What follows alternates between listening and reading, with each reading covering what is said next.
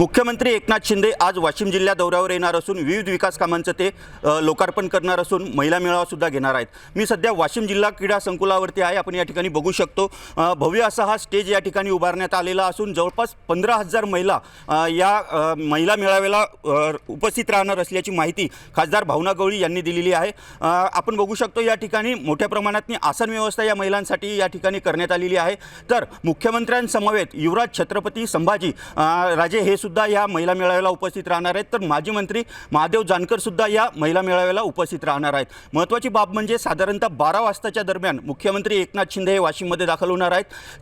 त्यामध्ये सुरुवातीला स्वर्गीय बाळासाहेब ठाकरे यांच्या नावाने उभारण्यात आलेल्या पहिल्या शेतकरी प्रशिक्षण केंद्राचं ते या ठिकाणी लोकार्पण करणार असून छत्रपती शिवाजी महाराजांचा जो काही अश्वारूढ पुतळा या ठिकाणी उभारण्यात आलेला आहे त्याचंसुद्धा अनावरण मुख्यमंत्री एकनाथ शिंदे करणार आहेत।